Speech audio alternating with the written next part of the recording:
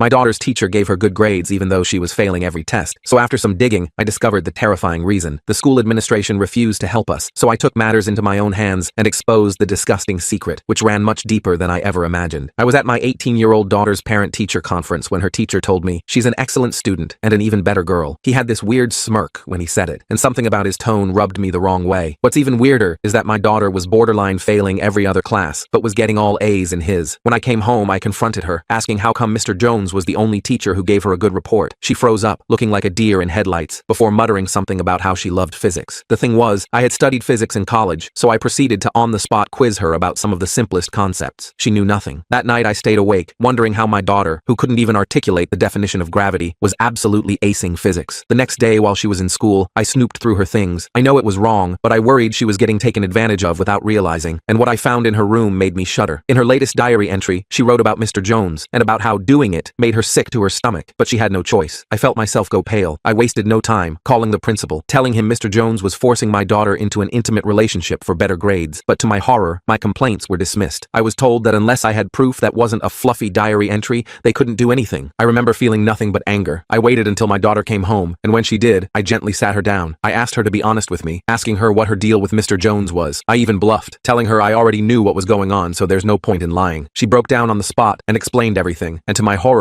the answer was even worse than I imagined. Turns out, at the beginning of the year, Mr. Jones caught my daughter with a tiny amount of grass, which was grounds for expulsion. She told him she would do anything to avoid him reporting her, and he took that literally. And so, once a week, my daughter goes over to his house after school, where she has dinner with him and pretends to be his deceased wife, wearing her old clothes and acting like a mother to his 3-year-old son. My daughter told me she didn't want to do it, it made her sick, but she had to. She had gone to the principal about it with hardcore evidence, but he said he couldn't do anything because she was 18, and they were both adults, free to make her own choices. She broke down in my arms, and at that moment, I knew there was only one thing I had to do. I was a police officer, I had connections, and Mr. Jones was going to pay for every messed up thing he has ever done. I decided to start gathering evidence by setting up a recording app on Sage's phone. The problem was, I knew enough about evidence laws to worry about the legal admissibility of such recordings. I'm still trying to process all of this. I reached out to my friend Owen in the district attorney's office for advice. Owen told me that in our state, one-party consent was legal, meaning Sage could record conversations she was part of without telling the other person. Looking back, I should have seen the warning signs. This was good news, but Owen warned me to be careful since I was personally involved. He suggested I document everything meticulously in case we needed to build a case later that really affected me at the time. Sage agreed to record her next visit to Mr. Jones's house, but she was understandably terrified he might discover the phone that really affected me at the time. I spent an evening sewing a special hidden pocket into her purse where she could store the phone with the microphone exposed. We tested it multiple times to make sure it would capture clear audio without being obvious. Looking back, I should have seen the warning signs. I wanted to build a stronger case by investigating Jones's background, but accessing the police database for personal reasons was definitely against department policy. I asked my partner Jamie to run an anonymous tip check as a favor, making it seem like it came from a concerned citizen rather than me. I'm not sure if I handled that correctly. Jamie's a good person and didn't ask too many questions, though I could tell she suspected this was personal. The background check revealed something interesting. Jones had moved between 3 different school districts in 5 years. That really affected me at the time. That's a major red flag in teaching. Most teachers stay put unless something forces them to move. Looking back, I should have seen the warning signs. Even more suspicious, the reasons for his transfers were sealed in personnel files. I needed to know what was in those files, so I reached out to Tatum in HR at the school district office. I'm not sure if I handled that correctly. I pretended it was just a routine verification for an unrelated investigation. Tatum revealed there had been concerns at his previous schools, but wouldn't elaborate without proper authorization. I'm not sure if I handled that correctly. That told me enough. There was definitely something in his past worth hiding. I decided to use my days off to visit these previous schools personally. Looking back, I should have seen the warning signs. I drove 2 hours to his last school and introduced myself to the administration as Sage's father, saying I was considering a move to their district and wanted information about former faculty. Most brushed me off, but I got lucky when I met a counselor who remembered Jones. That really affected me at the time. She seemed hesitant to share information at first, but when I showed my badge and mentioned a current investigation, which wasn't entirely untrue, she opened up a bit. The counselor revealed there had been similar complaints about Jones's behavior with female students, but nothing was ever formally filed. That really affected me at the time. Instead,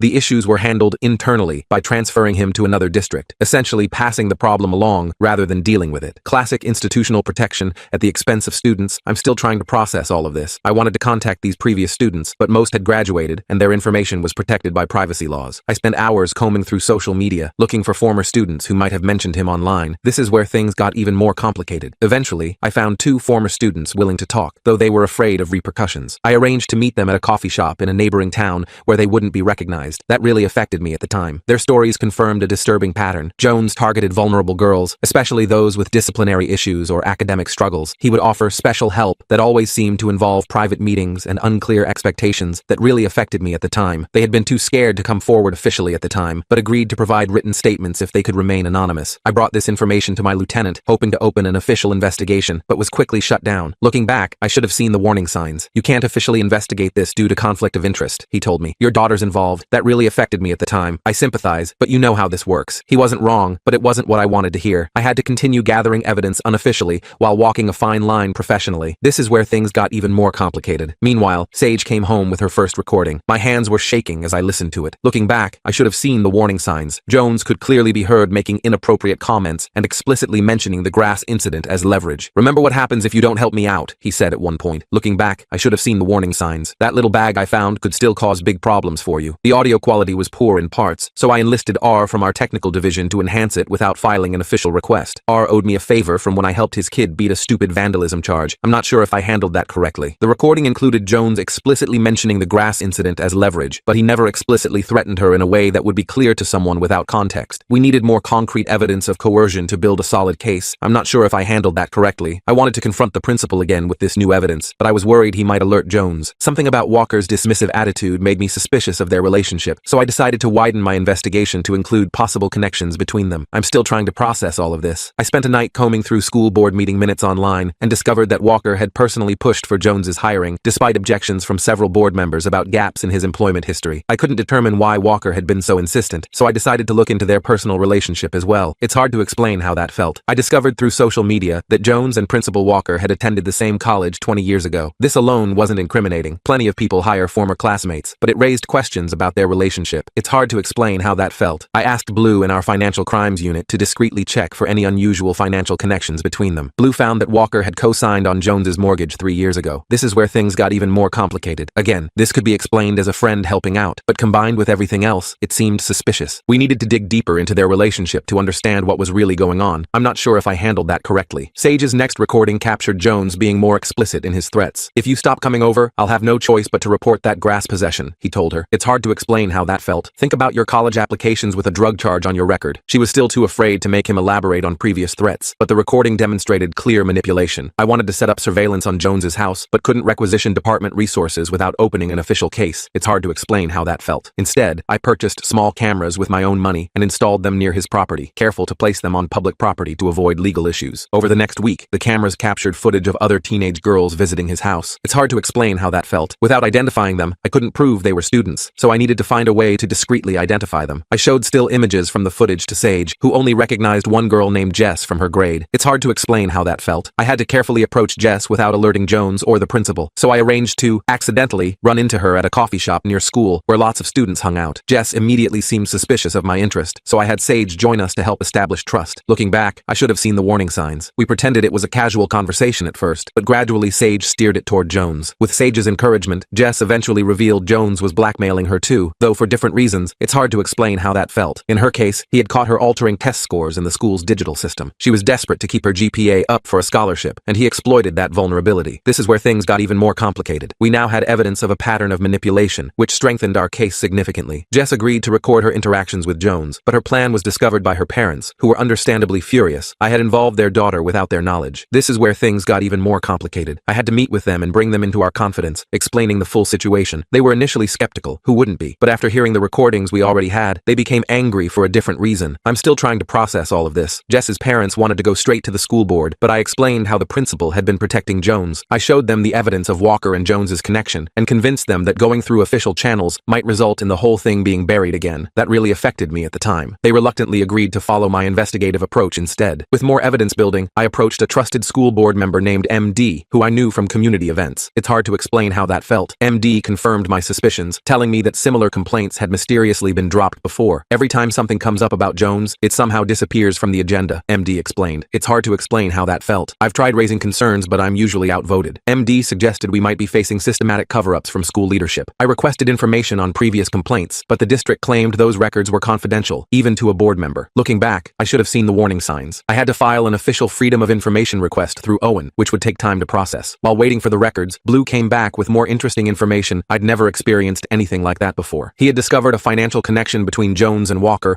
laundered through a company listed as Advanced Educational Tutoring Services. The company had minimal online presence, just a basic website with stock photos and generic information. We needed the expertise of our financial crimes unit, but involving them officially would alert our targets. Looking back, I should have seen the warning signs. Blue found that the tutoring company had received substantial school district funds for specialized educational services over the past 3 years. Getting a warrant would alert our targets, so we had to find another angle. This is where things got even more complicated. Around this time, I learned the district was preparing for an important accreditation review that would affect their funding and reputation. Exposing a scandal could jeopardize their rating, which explained the institutional pressure to keep everything quiet. It's hard to explain how that felt. I compiled all our evidence to present to the superintendent, hoping to find an ally higher up the chain. Unfortunately, I discovered he had a long-standing friendship with Principal Walker. They played golf together weekly and vacationed with their families. I'm not sure if I handled that correctly. This explained why Walker felt so protected. I decided to approach the school board directly instead, focusing on the 3 members who seemed most independent. I'm not sure if I handled that correctly. These 3 sympathetic board members reviewed our evidence privately and agreed it was concerning, but they feared legal liability for the district if everything became public. They suggested handling it quietly by simply transferring Jones again, essentially continuing the cycle of passing predators to new hunting grounds that really affected me at the time. I refused their offer to just transfer Jones, insisting on proper accountability. This is when they showed their true colors. They threatened to discredit Sage's testimony by revealing her grass possession. This is where things got even more complicated. They tried to frame it as unfortunate collateral damage necessary to protect the district's reputation. I had to remind them about mandatory reporting laws they had violated by ignoring previous complaints, which could result in personal liability for them. It's hard to explain how that felt. That got their attention. The board reluctantly agreed to launch an internal investigation, but appointed Walker to oversee it. I'm not sure if I handled that correctly. This was like asking a fox to investigate missing chickens. I knew it would be manipulated, so I anonymously contacted local media, providing enough details to interest them without revealing Sage's identity. I'd never experienced anything like that before. A reporter named Sam from the local newspaper showed interest in the story, but needed more than anonymous tips to pursue it seriously. I arranged for Jess's parents, with their permission, to speak with her confidentially about their daughter's experience. I'd never experienced anything like that before. Sam began investigating, interviewing former students and requesting public records. Predictably, the district's lawyers sent cease and desist letters claiming potential defamation, so Sam had to proceed very carefully with her reporting. I'm not sure if I handled that correctly. While the media pressure built, Jones began acting suspiciously at school, canceling labs, showing videos instead of teaching, and avoiding parent interactions. Despite this obvious distraction, he was still teaching classes, which meant Sage and other girls remained uncomfortable attending his class. That really affected me at the time. I requested Sage be transferred to another physics class, but the administration claimed no other classes were available due to scheduling constraints. I had to arrange independent study options with another science teacher who agreed to help after I hinted at the situation without breaking Sage's confidence. I'm still trying to process all of this. Jones noticed Sage's absence and contacted her directly through the school messaging system, asking why she wasn't in class and suggesting they talk privately about her grade. I intercepted the message on our family computer and saved it as additional evidence of inappropriate contact outside school channels. It's hard to explain how that felt. As word spread quietly through the parent community, more parents began coming forward with concerns about Jones. Many had dismissed their children's discomfort previously, assuming it was just normal teenage complaints about teachers. I'm not sure if I handled that correctly. Now they recognized the pattern. Still, many were afraid of academic repercussions for their children, especially those applying to colleges. I'm not sure if I handled that correctly. We formed a parents' coalition for mutual support and protection, meeting weekly at different homes to avoid drawing attention. Our coalition planned to attend the next school board meeting en masse to demand action. I'd never experienced anything like that before. Apparently anticipating this, the district changed the venue last minute to a smaller room in an administrative building across town, clearly trying to limit attendance. We organized carpools and ensured maximum participation despite the change, arriving early to fill the room before district employees could take all the seats. Looking back, I should have seen the warning signs. At the meeting, we demanded action during the public comment period. The board members claimed they couldn't discuss personnel matters publicly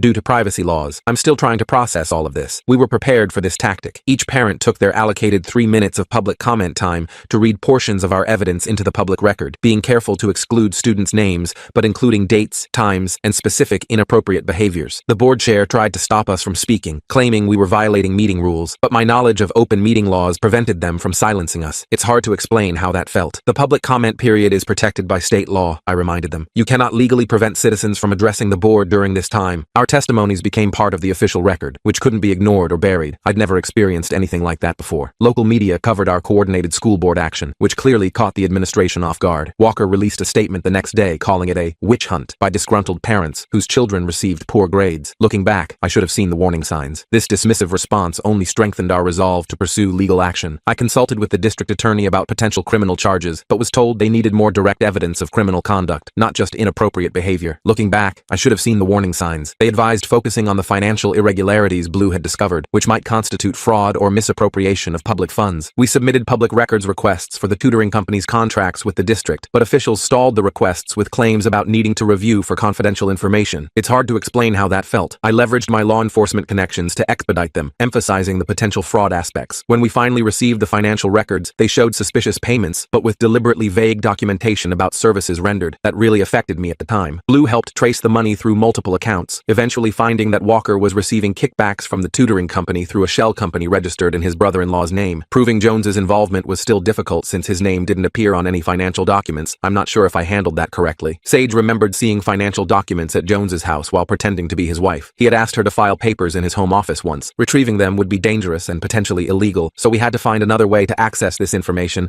I'd never experienced anything like that before. Through some research, I learned Jones's ex-wife's sister lived nearby. Approaching her might alert Jones, so I asked a female colleague to contact her under the premise of investigating financial fraud affecting multiple victims. I'm still trying to process all of this. The sister revealed Jones's wife had left detailed records before her death because she suspected financial impropriety, but she was afraid of Jones, who had threatened her during the divorce. We had to convince her that helping us would finally bring justice for her sister, as well as protect current victims. It's hard to explain how that felt. With the sister's help, we obtained documents showing Jones and Walker had been running similar schemes at multiple schools over the past decade. Some evidence was years old and might fall outside statute of limitations, so we focused on current financial transactions that clearly showed fraud. That really affected me at the time. I took the financial evidence to the district attorney, who agreed it showed concerning patterns, but said it still wasn't enough for criminal charges against both men. We needed to find proof that students were being exploited in connection with the financial scheme to elevate the severity of the charges. Looking back, I should have seen the warning signs. Further investigation revealed Jones was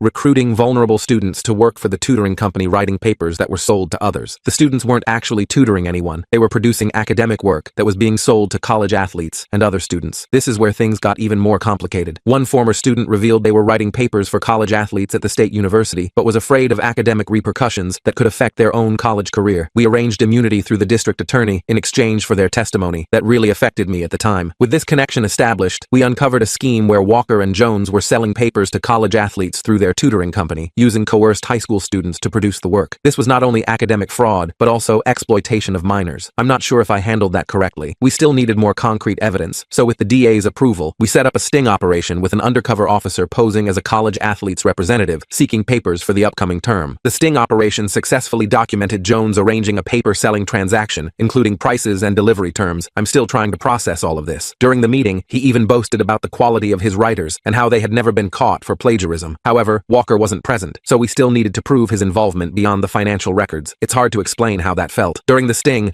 Jones mentioned Walker's cut on a recording, saying, "I have to give the boss 30%, but the rest is all mine." This supported the financial evidence, but wasn't enough for conspiracy charges. We obtained a warrant to monitor their communications based on the evidence we'd gathered. This is where things got even more complicated. They rarely discussed business by phone or email, apparently aware of creating evidence, so we had to wait for a face-to-face meeting to gather more proof. Our surveillance finally captured them meeting at a restaurant outside town. That really affected me at the time. They were careful about what they discussed, but our parabolic microphone picked up fragments about keeping the kids in line and making sure no one connects the dots. Combined with the financial records and previous evidence, we finally had enough to pursue serious charges. As the investigation intensified, Sage began experiencing anxiety attacks, jumping at sudden noises and having trouble sleeping. Looking back, I should have seen the warning signs. She couldn't afford to miss more school with college applications looming, so I arranged for therapy with a trauma specialist and secured academic accommodations through the school counselor. The school counselor was supportive of Sage's situation without knowing all the details, but she reported directly to Walker. That really affected me at the time. We had to be careful about what information we shared with the school to prevent our investigation from being compromised. Rumors began spreading about why Sage was avoiding Jones's class, with some suggesting she was getting special treatment. It's hard to explain how that felt. She wanted to protect her privacy and avoid becoming the center of gossip, so we crafted a cover story about independent physics study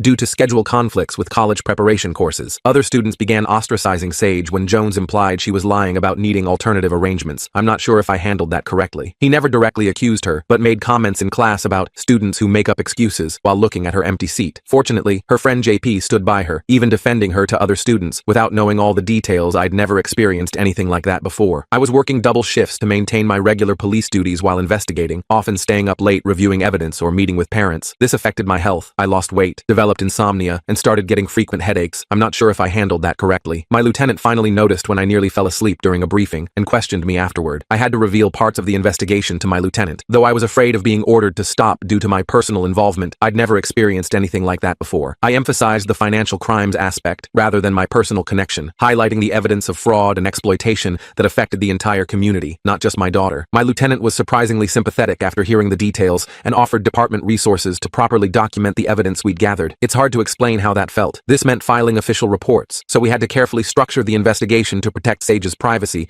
while pursuing charges against Jones and Walker. With official resources, we accelerated the financial investigation, obtaining warrants for bank records and business filings that we couldn't access before. This is where things got even more complicated. Jones somehow learned he was being investigated, probably tipped off by someone at the district office, and began covering his tracks by deleting emails and files from his school computer. He wasn't aware of digital forensics capabilities, so our tech team was able to recover significant evidence from server backups and cloud storage that he thought he had erased. I'd never experienced anything like that before. Walker began pressuring teachers to report any police presence at school, claiming it was disrupting the educational environment. Many teachers secretly supported our investigation, having had their own concerns about Jones for years, and they provided inside information about Walker's countermeasures and private discussions. My police work began suffering due to my focus on the investigation. I missed details in other cases and was late filing reports. This is where things got even more complicated. My partner covered for me when possible, taking on extra work without complaint. "You'd do the same for me," she said, when I tried to thank her. This is where things got even more complicated. I avoided formal reprimands only because my lieutenant was now aware of the situation. Sage wanted to withdraw from school entirely as the stress became overwhelming. I'm still trying to process all of this. This would disrupt her college plans since many universities look unfavorably on incomplete senior years. We found an online program through the state education department that would keep her on track while minimizing school attendance,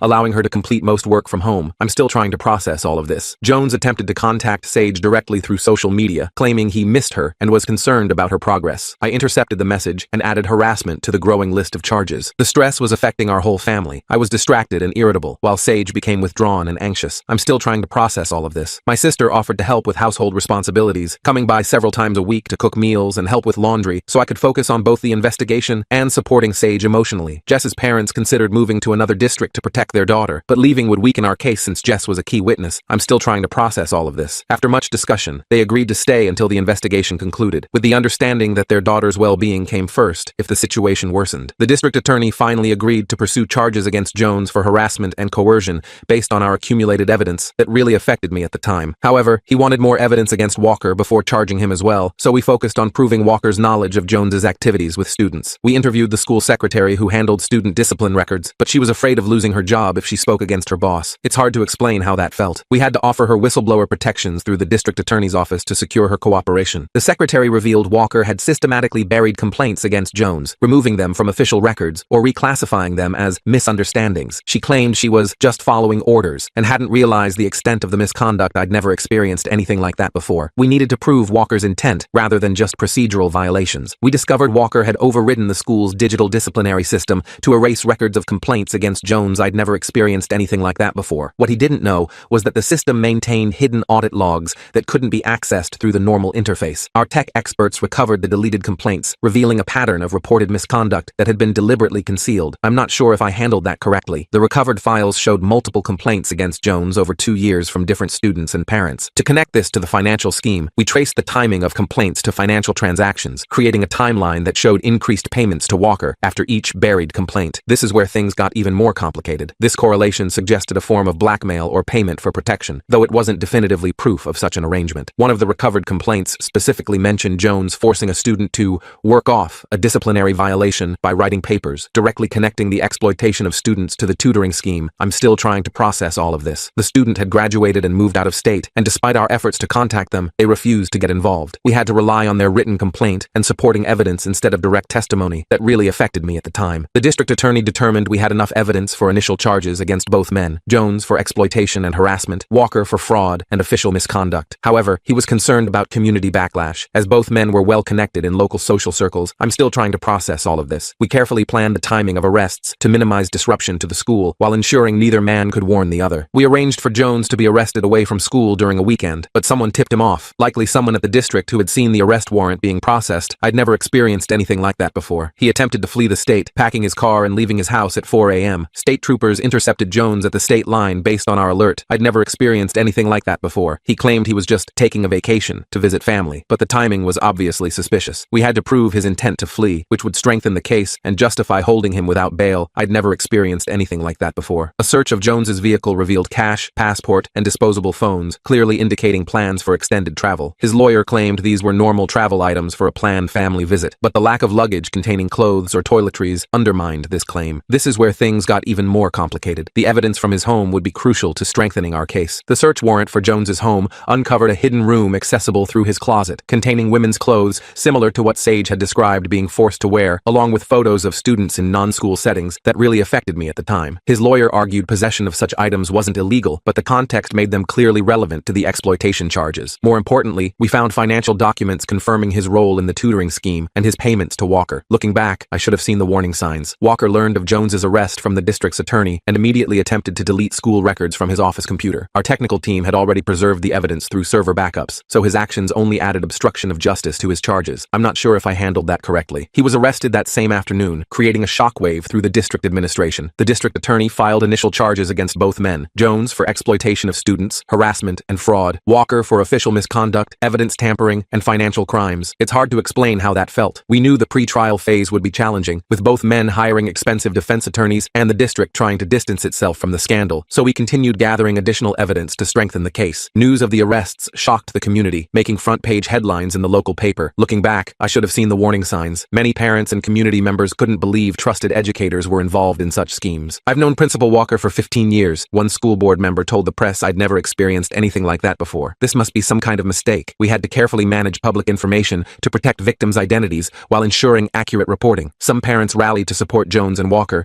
creating a fair treatment committee that questioned the legitimacy of the charges. Looking back, I should have seen the warning signs. They suggested this was a witch hunt based on disgruntled students seeking revenge for poor grades. However, as more students began coming forward with similar stories once they saw others speaking up, public opinion began shifting toward believing the accusation that really affected me at the time. The school board called an emergency meeting to address the crisis, but attempted to frame it as isolated incidents, rather than acknowledging the systemic failures that allowed the situation to develop. I attended with several other parents and presented evidence of the administration's pattern of protecting Jones despite multiple complaints over years that really affected me at the time. The board voted to place Walker on administrative leave, but appointed his assistant principal, a close ally who had helped conceal complaints, as interim principal. We had to monitor the school administration for continued obstruction as the case proceeded. I'm still trying to process all of this. Students organized a walkout in support of Sage and other victims, with over 200 students refusing to attend classes for a day. School administration threatened disciplinary action, claiming the protest violated attendance policies. Looking back, I should have seen the warning signs. Parents and community members joined the walkout to protect the students from repercussions, creating a human barrier between administrators, taking photos of participants, and the students themselves. Local media covered the walkout extensively, interviewing student organizers and supportive parents. It's hard to explain how that felt. Jones's lawyer claimed the coverage prejudiced the jury pool and petitioned the court for a change of venue. The judge instead issued a limited gag order preventing law enforcement and prosecutors from discussing specific evidence with the media. This is where things got even more complicated. Within the constraints of the gag order, we worked with victim advocacy groups to ensure students had proper support throughout the legal process. We had to be careful about what information we shared, focusing on supporting victims rather than discussing case details that might violate the court's order. I'm not sure if I handled that correctly. The school superintendent finally acknowledged the severity of the situation after state education officials became involved, but tried to characterize it as rogue employees acting without organizational knowledge. We presented evidence of institutional negligence, including ignored complaints and failure to conduct proper background checks before hiring Jones, that really affected me at the time. The State Department of Education launched their own investigation into district hiring practices and complaint procedures. They seemed initially more concerned about the district's reputation and accreditation status than student welfare, focusing on documentation rather than victim support. That really affected me at the time. We shared our evidence with sympathetic state officials who emphasized student safety in their approach. State investigators uncovered similar patterns in other schools in the district, suggesting the problems extended beyond Jones and Walker. It's hard to explain how that felt. They were limited by bureaucratic procedures and jurisdictional concerns, so we connected them with additional whistleblowers from throughout the district who could provide first-hand accounts of misconduct. Parents demanded a complete administrative overhaul, including resignations from board members who had ignored previous warnings about Jones. It's hard to explain how that felt. The school board resisted these dramatic changes, claiming they needed continuity during the crisis. Community members began organizing to run for board positions in the next election, forming a students' first coalition focused on transparency and accountability. I'd never experienced anything like that before. Jones's defense team initially claimed Sage had participated willingly in the arrangement, suggesting she had fabricated coercion allegations after receiving a poor grade. This strategy backfired dramatically when other victims came forward with nearly identical stories of exploitation. I'm still trying to process all of this. The defense pivoted to blaming Walker for everything, portraying Jones as merely following administrative directives. Walker's defense team tried to characterize him as was unaware of Jones's activities with students, claiming he had only been involved in legitimate tutoring business arrangements that really affected me at the time. The financial evidence was damning, clearly showing his knowledge of the scheme, so they began exploring plea deal options with the prosecutor. The district attorney offered Walker a reduced sentence in exchange for comprehensive testimony against Jones and information about any other staff involved in misconduct. It's hard to explain how that felt. He initially refused, apparently confident his connections would protect him. We continued building independent cases against both men, preparing for separate trials if necessary. That really affected me at the time. As trial preparations continued, new evidence emerged of similar schemes at Jones's previous schools, with former administrators admitting they had transferred him rather than pursuing disciplinary action. The statute of limitations had expired for those incidents in most cases, so we used them to establish pattern of behavior rather than additional charges. I'm still trying to process all of this. Walker finally agreed to testify against Jones in exchange for leniency when he realized the strength of the evidence against him. His testimony seemed self-serving and incomplete during initial interviews, attempting to minimize his own culpability while implicating Jones. Looking back, I should have seen the warning signs. The prosecutor pressed him on inconsistencies between his statements and the documented evidence. Under pressure, Walker revealed a broader conspiracy involving other administrators in the district, including an assistant superintendent who had helped conceal complaints and a guidance counselor who helped identify vulnerable students. That really affected me at the time. Some allegations couldn't be immediately verified, so investigators launched new inquiries into these individuals while focusing on the main case. Jones's defense attempted to suppress Sage's recordings, claiming they violated his privacy expectations. I'd never experienced anything like that before. After lengthy legal arguments, the judge ruled them admissible since they were made by a participant in the conversation in a state with one-party consent laws. This meant the jury would hear the explicit threats and manipulation that had been captured on audio. This is where things got even more complicated. Jones took the stand in his own defense against his attorney's advice. His testimony contradicted documented evidence multiple times, and he became visibly angry during cross-examination when confronted with inconsistencies. I'm still trying to process all of this. His credibility was severely damaged by his performance, which several jurors later described as obviously dishonest. The financial evidence clearly showed the money trail from the tutoring company to both men, with expert witnesses explaining how the funds had been laundered through multiple accounts. Jones claimed he was just following Walker's instructions regarding the business, but the prosecution demonstrated his active participation through witness testimony and documents bearing his signature. I'm not sure if I handled that correctly. The jury deliberated for 3 days before returning with guilty verdicts on most counts against Jones. They acquitted him on 2 minor charges related to specific incidents where evidence was less clear, but convicted on the major counts of exploitation, fraud, and harassment. I'd never experienced anything like that before. Jones faced substantial prison time based on the verdict, with sentencing scheduled for the following month. At sentencing, Jones's lawyer argued for leniency based on his role as a single father, emphasizing his son's need for parental care. Looking back, I should have seen the warning signs. The judge was unmoved, citing the exploitation of vulnerable students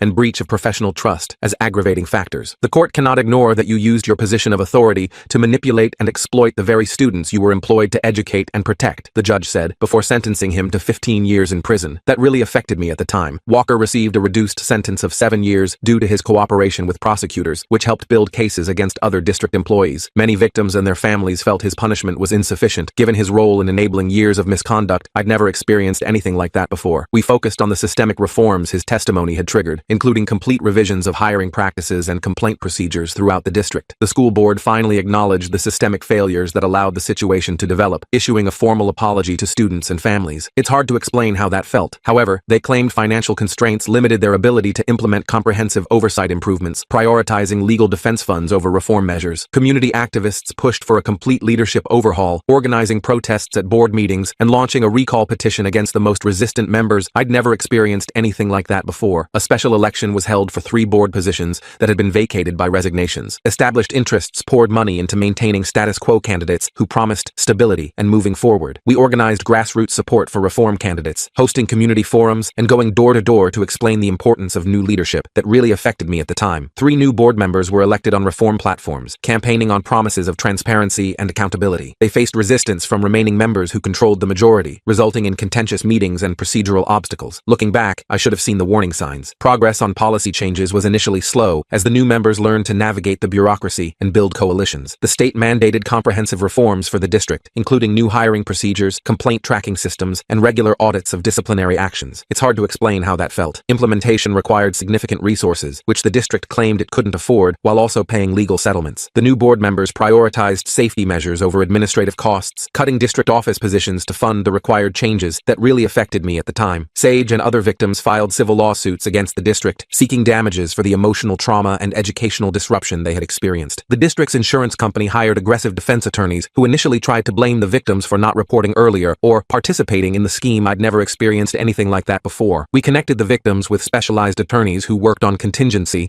and had experience with institutional abuse cases. After months of legal maneuvering, the district eventually offered a settlement that included monetary compensation and policy changes that really affected me at the time. The initial terms included strict confidentiality clauses that would prevent victims from discussing their experiences publicly. The victims negotiated for transparency provisions that allowed them to share their stories to help others while protecting certain personal details. I'd never experienced anything like that before. The final settlement established a victims' compensation fund and independent oversight committee to monitor implementation of reforms. The financial penalty was significant enough to ensure the district wouldn't find it cheaper to pay settlements than prevent misconduct. It's hard to explain how that felt. However, healing from the trauma would take much longer than the legal process, so we established ongoing support systems for all affected students, including trauma-informed counseling and academic accommodations. The aftermath of the case brought both healing and ongoing challenges for our community. It's hard to explain how that felt. Sage gradually returned to regular school attendance, though she opted to finish her senior year through a combination of in-person and online classes to minimize contact with administrators who had failed to protect students. She found support among friends who stood by her and teachers who provided extra help to make up for lost instructional time. I'm not sure if I handled that correctly. The new school administration implemented comprehensive reforms, including anonymous reporting systems and regular audits of disciplinary records. New leadership established clear protocols for investigating misconduct allegations, with external review for cases involving staff members. This is where things got even more complicated. I received both criticism and commendation for my approach to the investigation, with some colleagues suggesting I had crossed professional boundaries, while others praised my determination to protect vulnerable students. I ultimately received a departmental commendation for uncovering the financial crimes, while also being advised to maintain clearer boundaries between personal and professional matters in the future. The experience prompted me to start a parent advocacy network focused on school safety and transparency, which has since expanded to neighboring districts. We provide resources for families navigating school bureaucracy and train parents to recognize warning signs of misconduct. Sage's courage inspired other students to speak up about various forms of misconduct, creating a cultural shift within the schools. Students formed their own advocacy group, meeting weekly to discuss issues affecting their educational experience and presenting unified recommendations to administration. While she still attends therapy to process her experience, she's found purpose in mentoring younger students about recognizing inappropriate behavior from authority figures and understanding their rights within the education system. Her resilience amazes me daily, though I still notice moments when certain triggers cause her anxiety to resurface. Our relationship has strengthened through this ordeal as we've learned to communicate more openly about difficult topics. We both recognize the healing process is ongoing, with good days and bad days as we navigate the aftermath. I'm more protective than ever, but trying to balance that with respecting her growing independence as she prepares for college. 3 years later, Jones remains in prison, his appeals exhausted by courts that found no procedural errors in his trial. Walker was recently denied parole due to his lack of genuine remorse, with the parole board noting his continued attempts to minimize his responsibility during hearings. The tutoring company scheme was completely dismantled, with recovered funds redirected to legitimate student services, including expanded counseling resources and academic support programs. The district now requires multiple layers of approval for any outside contracts. The most important outcome wasn't just the legal victory, but watching Sage gradually reclaim her confidence and sense of agency. During her victim impact statement at sentencing, she looked Jones directly in the eyes and said, "You tried to take my power, but in fighting back, I found strength I never knew I had." As she prepares for college now, specializing in advocacy and social justice, I see how this terrible experience has shaped her into someone determined to prevent others from facing similar abuse. She's planning to study law with a focus on educational policy, hoping to strengthen protections for students at a systemic level. Though I would give anything to have spared her this pain, I'm immensely proud of the resilient young woman she's become. Last week, she received her college acceptance letters, along with a substantial scholarship for students who have overcome significant adversity. As we celebrated over dinner, she told me, "Dad, I couldn't have survived this without you believing me from the very beginning." That moment made every late night, every procedural hurdle, every criticism worth it. The system tried to silence my daughter, but together, we found justice not just for her, but for every student these men had exploited. It wasn't easy, and it certainly wasn't quick, but it was absolutely necessary. What started as a parent's concern during a routine teacher conference ended up exposing corruption that had been festering for years. If there's one thing I've learned through all of this, it's that sometimes you have to trust your instincts, even when institutions try to dismiss your concerns. The truth matters, especially when powerful people try to bury it. Looking back now, nearly 5 years after that first parent-teacher conference, it's honestly surreal to think about how one weird conversation with a creepy physics teacher spiraled into this massive investigation and eventual prosecution. The ripple effects of this case are still being felt across the educational system in our state. Several districts have completely overhauled their reporting procedures, and the state legislature even passed what they're calling the Safe Students Act that creates mandatory background check requirements and prohibits schools from entering non-disclosure agreements when staff leave under suspicious circumstances. circumstances. Some days,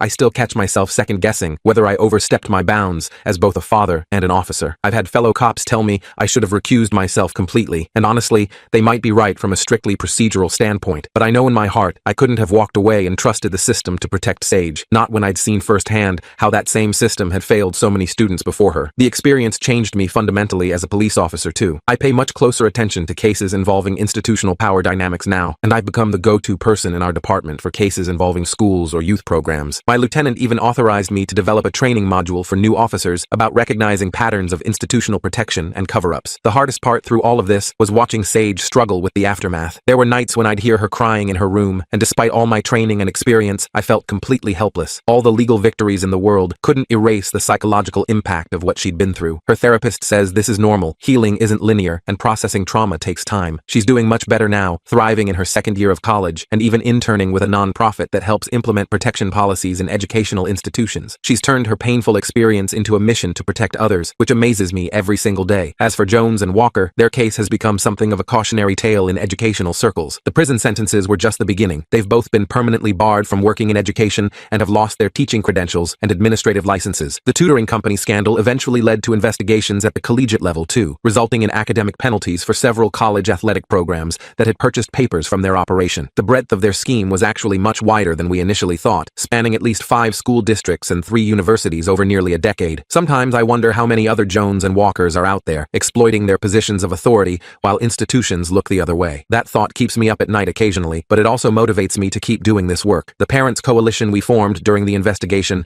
has evolved into a permanent advocacy organization that monitors school board decisions and provides support for families navigating disciplinary issues. We've helped several other students come forward about different types of misconduct, though thankfully nothing as systematic as what Jones and Walker were doing. The one silver lining through all of this has been watching our community transform. Where once there was blind trust in educational authorities, there's now healthy skepticism and genuine accountability. Parents are more engaged, students know their rights better, and administrators understand that covering up problems will cost them more than addressing them properly. I'm not naive enough to think we've solved the problem completely. Power can always be abused, and institutions will always be tempted to protect themselves first. But at least in our corner of the world, the balance has shifted a bit more toward justice and transparency. As for me and Sage, we've had to rebuild some of the trust that was damaged when I searched her room and read her diary. That was a low point for sure, and even though it led to uncovering the truth, it was still a breach of her privacy that took time to heal. We've had some brutally honest conversations about boundaries, trust, and what it means to respect each other as she transitions into adulthood. Those conversations weren't always easy, but they were necessary. Looking ahead, I'm cautiously optimistic. The reform candidates who won school board seats have managed to build enough support to implement real changes in district policy. The independent oversight committee established by the settlement has actual teeth, with authority to access records and investigate complaints without administrative interference. And most importantly, students like Sage and Jess have shown younger kids that speaking up about abuse is brave, not disloyal. If you're reading this and recognizing similar patterns in your own community or your child's school, please don't ignore those red flags. Document everything, find allies, and be persistent. Systems protect themselves by design, but they're not impervious to determined pressure from people who refuse to back down. The truth has a weight of its own, and eventually, if enough people push for it, that weight becomes impossible to suppress.